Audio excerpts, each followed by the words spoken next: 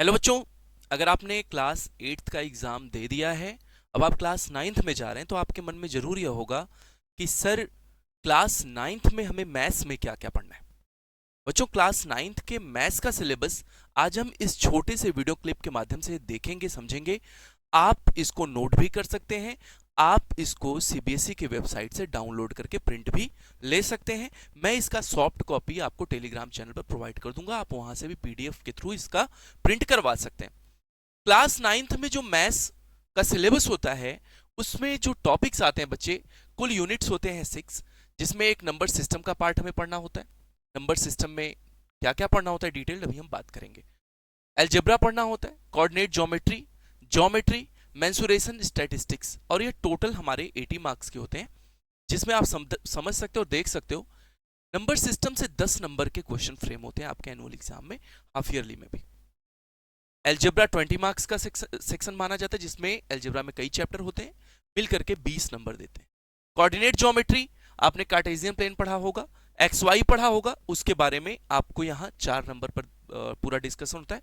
Geometry 27 marks अकेले रखता है, मेंसुरेशन से 13 मार्क्स के क्वेश्चन आते हैं, और स्टैटिस्टिक्स से 6 मार्क्स के, टोटल 80 मार्क्स का पेपर आपका होता है।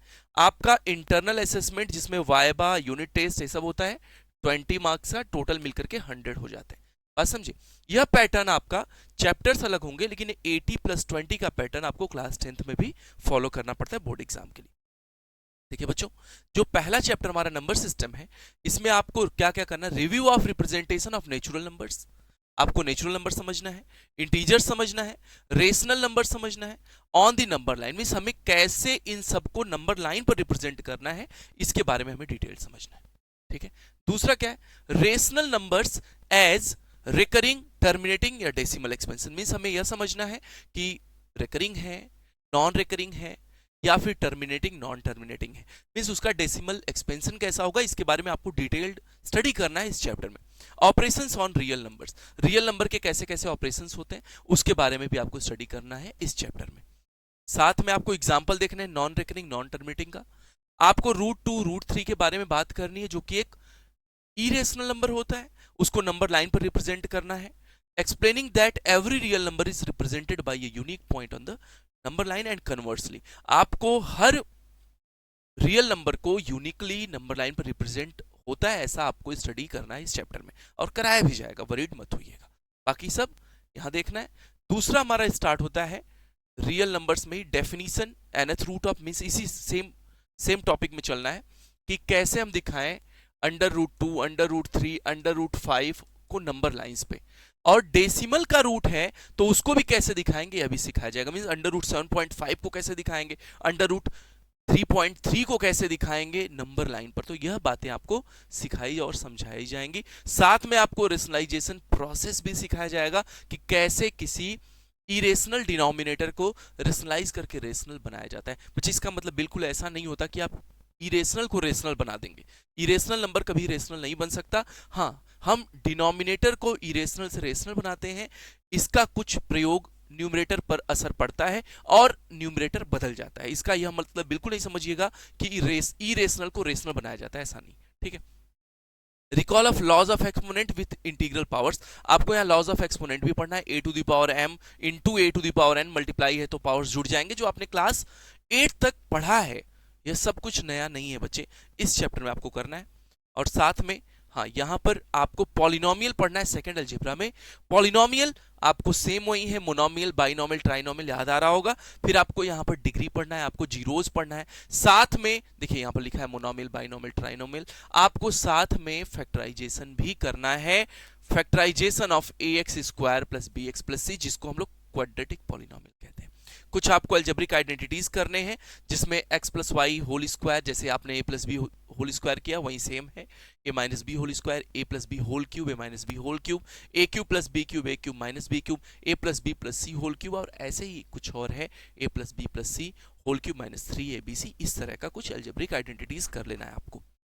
इसके बाद बेटा आपको करना है लीनियर इक्वेशंस इन 2 वेरिएबल, याद रखिएगा यह जो लीनियर इक्वेशंस इन 2 वेरिएबल है, क्लास 10th में फिर से आपको पढ़ना है pair of linear equations in 2 variable के फॉर्मेट में। तो बच्चे, आप 9th में एज वेल एज पढ़ोगे, 10th में भी ये पढ़ना है, तो ये दोनों पर्पस जरूरी है, समझ लो। Recall of linear equations in one variable, जो आपने क्लास 8 में कर रखा है कि लीनियर इक्वेशन वन वेरिएबल में प्लस होता है तो माइनस हो जाता है, दूसरी तरफ जाकर मल्टीप्लाई है तो डिवाइड हो जाता है। यह सब प्रोसेस फिर से यहाँ आवश्यक है, लेकिन यहाँ पर हमें एक वेरिएबल ना मिलकर के दो वेरिएबल मिलेंगे, ax plus b y plus c equal to zero type का, ठीक है। और हमें इनको प्लॉट करना भी आना चाहिए ग्राफ पर, तो ग्राफ पर प्लॉटिंग भी सीखना है क्लास 9th में। टॉपिक बहुत इंटरेस्टिंग होने वाला है, क्योंकि यह 9th और 10th के कई टॉपिक एक साथ चलने वाले, तो आपका फ्यूचर में भी बेनिफिट होने वाला है। मैं बता दूं बच्चे, यह सब टॉपिक आप पढ़ के आए हो, देखिएगा। इसके बाद आता है कोऑर्डिनेट ज्योमेट्री, जिसमें Cartesian plane coordinate of point आपको ऐसे दे दिया जाएगा, जिसमें क्वाड्रेंट आपको पढ़ाया जाएगा फर्स्ट, सेकंड,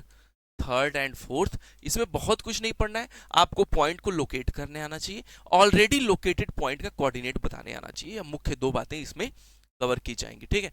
और इसके बाद आपका एक बहुत ही महान थ्योरेटिकल चैप्टर चलेगा, इंट्रोडक्शन टू यूक्लिड्स ज्योमेट्री, जिसमें आपको एग्जाम्स एंड पॉस्टुलेट्स कराए जाएंगे, जो आपको समझाए जाएंगे कि मैथ्स आज से हजारों साल पहले कैसे डेवलप हुआ, कैसे धीरे धीरे चीजें आगे बढ़ी। तो यह एक इजी चैप्टर है, बहुत ही इजी। आप इस चैप्टर को सुनकर कहोगे सर यह बातें तो हम भी बता सकते हैं, यह बातें तो हम समझ रहे हैं सर, तो यह इतने महान यूक्लिड कैसे हो गए? तो बच्चे यह सब बातें इन्होंने 2500 साल पहले, 3000 साल पहले बताई थी, इसलिए यह बातें महत्वपूर्ण है। चैप्टर अच्छा रहेगा, पढ़ने में मजा आएगा। लाइंस एंड एंगल्स आपको फिर से पढ़ना है, एक्यूट एंगल क्या होता है, ऑब्ट्यूज एंगल, राइट एंगल क्या होते हैं, ठीक है। इनके साथ ही साथ आपको पेयर ऑफ लीनियर इक्वेशन पढ़ना है, वर्टिकली अपोजिट पढ़ना है, जो आप पढ़ के आए हो। लाइन क्या है, रे क्या है, लाइन सेगमेंट क्या है, यह सब भी आप पढ़े हो। एडजेसेंट एंगल, लीनियर पेयर, बहुत सी चीजें आप यहाँ देखोगे। साथ में कंप्लीमेंट्री और सप्लीमेंट्री एंगल्स भी पढ़ा जाएगा। इसके साथ ट्रायंगल, ट्रायंगल का एक बहुत ही महत्वपूर्ण टॉपिक क्लास 9th में बच्चों को पढ़ाया जाता है, जिसको कॉन्ग्रुएंसी ऑफ ट्रायंगल कहते हैं। बच्चे अगर आप थोड़ा सा ध्यान दोगे तो क्लास 7th में भी आर.एस. अग्रवाल की बुक में आप यह पढ़ चुके हो। तो यह जो आपको टॉपिक मिलेगा, यहाँ प्रूफ के साथ कुछ थ्योरम कराए जाएंगे, कुछ क्राइटेरिया सिखाए जाएंगे, जिससे आप दो ट्रायंगल को कॉन्ग्रुएंट कर सकते हो, सेम शेप सेम साइज के दिखा सकते हो, जिसमें SSS, SAS, ASA, RHS criteria मुख्य होंगे जो आपको कराए जाएंगे, ठीक है। देखिएगा, इसके बाद आएगा क्वाड्रिलेटरल। क्वाड्रिलेटरल पहले बहुत डिटेल्ड हुआ करता था, लेकिन 9th में आपको सिर्फ और सिर्फ पैरेललोग्राम स्पेशली पढ़ना है, पैरेललोग्राम से रिलेटेड क्वाड्रिलेटरल्स पढ़ने। जैसे आपका रेक्टेंगल भी पैरेललोग्राम होता है, स्क्वायर भी होता है, रोम्बस भी होता है, तो इन सबसे जुड़ी बातें ही हमें यहाँ करनी है, कुछ महत्वपूर्ण थ्योरम्स करने के बाद, जिनका प्रूफ भी आपको सिखाया जाएगा with the help of triangle. जो ट्रायंगल हम पीछे पढ़े उन्हीं की हेल्प से हम प्रूव भी करेंगे। यह पूरा डिटेल टॉपिक यहाँ लिखा हुआ है, देख लो, मोटिवेट करके ले, सब थ्योरम्स हैं जो हम वन बाय वन इस पूरे के पूरे सेशन में डिस्कस करेंगे, राइट। इसके बाद आता है एरियाज। एरिया में आपको पढ़ना है area of triangle using Heron's formula. Heron's formula आपने पढ़ा होगा, जिसमें सेमी सर्कल निकालते हैं a plus b plus c by 2 करके, और यह एक नायाब फॉर्मूला होता है एरिया निकालने का, तब जब हमारे सारे साइड्स नोन हो, S, S minus A, S minus B, S minus C. आपने यह पढ़ा होगा, क्योंकि डेफिनेटली यह प्रीवियस क्लासेस में भी डिलीवर हुआ है, आपको यही फिर से पढ़ना है। और इसके साथ ही आपको surface areas and volumes cover करने हैं, जिसमें आपको पहले क्यूब, क्यूबाइड, सिलेंडर हुआ करता था, लेकिन अब क्यूब, क्यूबाइड, सिलेंडर नहीं है। आपको सिर्फ 3 टॉपिक करने हैं 9th में, स्फेयर, हेमीस्फेयर एंड कोन। तो आपको सिर्फ 3 टॉपिक्स पढ़ने हैं यहाँ पर, एक है स्फेयर, एक हेमीस्फेयर, ठीक है, स्फेयर एंड कोन, और इसके बाद क्या है, कोन। यही 3 टॉपिक हमें वन बाय वन कवर करना। याद रखिएगा, तीनों बहुत ही इजी रहेगा। हमें यहाँ पर इसके curve surface area, total surface area and volume के बारे में डिस्कशन करना है। एक और चैप्टर आता है स्टैटिस्टिक्स, जिसमें आपने जैसे प्रीवियस ईयर पाई चार्ट पढ़ा, बार ग्राफ आपने पढ़ा, वैसे ही फिर से आपको यहाँ बार ग्राफ पढ़ना है, फिर से आपको हिस्टोग्राम करना है, और फिर से आपको फ्रीक्वेंसी पॉलीगॉन। मे भी फ्रीक्वेंसी पॉलीगॉन आप न पढ़े हो, यहाँ पढ़ाया जाएगा, बिल्कुल सेम पैटर्न के आगे का पार्ट है, और बहुत ही इजी होने वाला है बच्चे। हम सब पूरे सेशन में इन सब चीजों को एंजॉय करेंगे, मैथ्स को समझेंगे। आगे एक और बात समझ लीजिए बच्चे, यह सब बातें कवर करने के बाद हम सेशन को स्टार्ट करेंगे मजे के साथ। मैं बिल्कुल कुछ बातें बता दूं, आप नोट्स कॉपी स्टार्टिंग से बनाते रहिएगा। अपने नोट्स कॉपी के पहले 2 पेजेस पर सिलेबस नोट कर लीजिएगा, पेंसिल से टिक करते चलिएगा क्या क्या आपने कवर कर लिया, क्या क्या नहीं कवर लिया। बच्चे, न्यू बैच जल्दी लॉन्च हो रहा है 1 अप्रैल से, आपके लिए वही टाइमिंग शाम 7 बजे वाले सेशन में दिया जाएगा। हर शाम फ्री लाइव क्लासेस चलेंगी क्लास 9th के बच्चों के लिए, शाम 7 बजे। आप खुद जुड़िए, आप बाकी लोगों को भी जोड़ने का प्रयास करिए, और हर बच्चे तक यह बात जरूर पहुंचाइए कि नहीं, शाम 7 बजे मैथोलॉजी के ऑफिशियल प्लेटफॉर्म पर आपको फ्री लाइव क्लासेस मैथ्स के लिए स्पेशली दी जाएंगी, बिल्कुल इजी लैंग्वेज में। Thank you so much. जय हिंद टू ऑल।